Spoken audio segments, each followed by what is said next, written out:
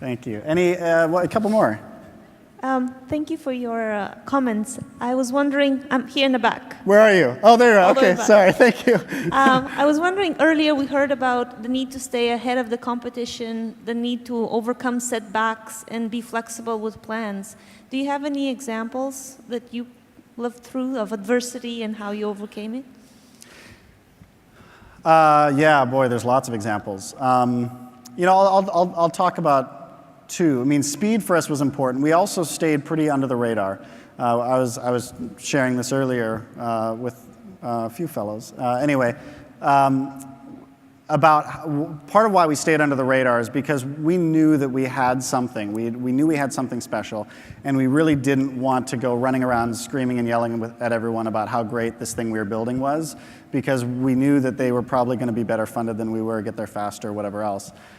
So we kind of deliberately chose to stay under the radar so we could also be nimble as well. The biggest thing that we did is we tried to make decisions based on the values, and that's something that is really important to start from. A lot of people say, you know what, we'll figure out our company values once we're a big kind of company and once we've got all this success.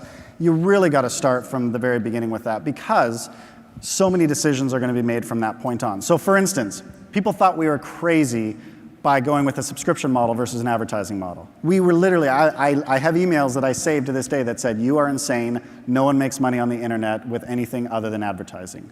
And so we talked about it a lot, but we said, you know what, as parents, if we truly want it to be this safe place for the youngest of users, many of whom don't understand the difference between a game and advertising, then we need to make sure that we hold true to those values, and we need to find a different way to monetize this other than advertising. And so it still to this day is an ad-free environment, and that was something that at the time people thought we were nuts. And it was cool because a few years later, I had people emailing me going, the freemium model is really exciting, and I'm so, how did you guys come up with that? And where did you, because now all of a sudden it's something cool. And it was, Chris Anderson wrote about it in his book. And all this great stuff. At the end of the day, we were just dads trying to make the best decision for our kids. And we didn't know that was going to turn out to be one of the best decisions we ever made. And to the people who said, you're never going to make money without advertising, I was so thankful when we wrote a check to Dave and the business that was funding us effectively. 3 months after we started, we were able to pay him back in full.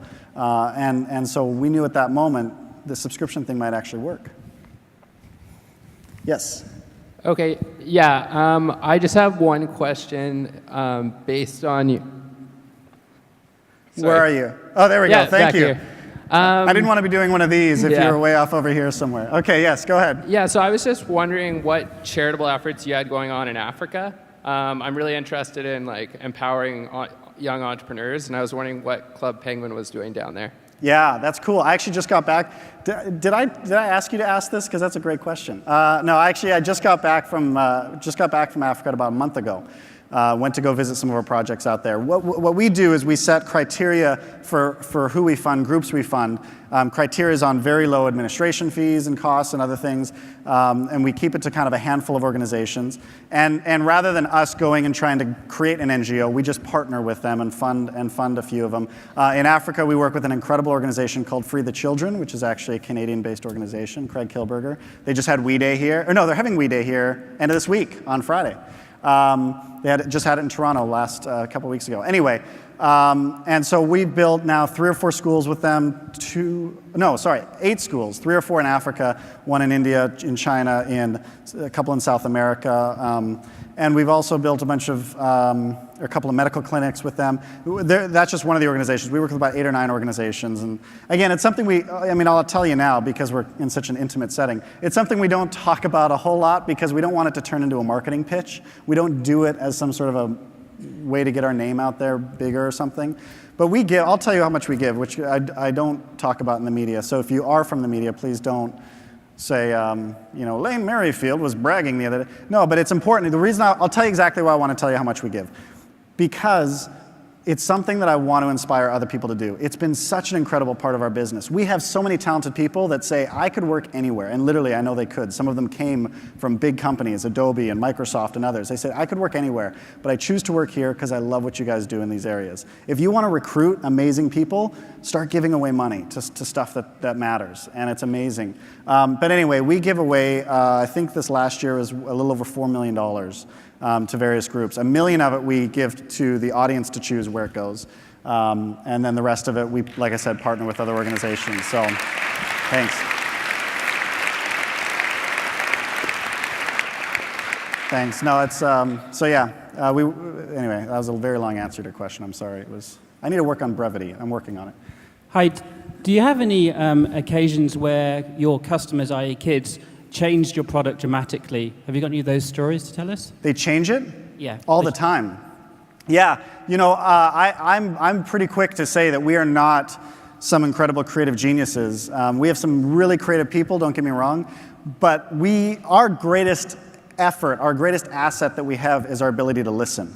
That's part of why we read and respond to all the emails. I was asked in a conference similar to this one time, why it is actually the guy raised his hand and said, don't you think if you reply to all those emails, that's just going to encourage them to send more? Yes. Yes, it will, and that's a good thing, because then when they're sending that email saying, hey, how come I wasn't able to log into this, or why wasn't this working, they're also saying, by the way, I really think you guys should do this cool thing, whatever else. There's times we'll write a story open-ended. We literally had this experience. We had this one mission, secret agent mission, where white fur was discovered. We didn't know what the white fur was going to be. All we did was have it be discovered, and then we listened. And we listened, and the kids started going, oh, wouldn't it be cool if it was this? And oh, I hope they don't do this. That would be awful. Now, here's where the genius comes in. What we ended up doing was what they all said would be really cool to do, and not do what they said would be really dumb to do. Huh? Hey. No. It's really more about listening to they will tell you, well, for us, kids tell us a lot all the time, every day, which is great. And it's one of the reasons I love even talking to kids. One of the first things I'll ask them is, what do you want to change? What do you wish could be different? And we've got years worth of work in terms of just keeping up with it. It's so much, that's one of the fun things about the internet is I call it real-time storytelling. It's about as real-time as you can get, because we literally knew that, we planted white fur, and then we ended up having it be a giant polar bear, which is, of course, now is the nemesis. Herbert P. Bear is the nemesis of Club Penguin. He was created by kids because they said, oh, what if there's a polar bear somewhere on the island? We're like, oh, that'd be cool. Let's do that. Anyway, sorry. Next question. Out the back. I've just moved to the Okanagan, and I hear a lot of, oh, you're in the Okanagan, shouldn't you be in a big city? There's more opportunity there. Were there any regional specific challenges you experienced? How you got over them? Wow, yeah, there's a lot. I just heard the stat recently from some of our technologists where Club Penguin has played in over 190 countries around the world right now. So we don't have them all translated yet. We've only got 4 languages right now. But there's been there's a lot of regional challenges. We actually have what's called, we have a content report that comes out every week, and I read through it. And literally it ranks kind of the feedback coming in from the kids from all around the world, and it's ranked by region. So we have, of course we've had some of the typical challenges in terms of, our terms and conditions that work in these 4 countries don't work in these 2 countries, so we need to make sure that we find local legal and great, amazing lawyers to be able to help us with some of those things. And so, there's some of those types of challenges. You just need to make sure that you're, of course, following all the guidelines. There's different safe harbor principles and COPA compliance. And so there's, of course, a lot of complexities that go along with that. The biggest thing for us is the realization that even though the kids loved all being in this fantasy world together, and one of the cool things, actually, it's one world. A lot of people don't realize this. It literally, all the kids are logging into the same servers, the same experience. The languages are just lenses. So it's almost like if we walked into a room and I saw, everything in English, but someone else happened to see everything written in Spanish, but they all happen to be in the same experience together. So it's kind of a cool concept. I had a pen pal as a kid. Some of these kids have like 14 friends from around the world. Anyway, but they respond to different things. So for instance, we made the mistake one time of having a soccer tournament. Well, clearly our friends in the UK corrected us very quick on that one to say, what is soccer? Oh, you mean football. So, there's things like that we've had to modify and change. Again, if you're listening, if you've got people on the ground, we have teams we have English teams in UK, Australia, the US, and Canada. And it's not because we couldn't find an office to put them all in together. It's because not only do we want 24-hour support, but we also want the ability to respond and make sure that we're building something that's relevant to them. It's not just relevant to kids in Canada.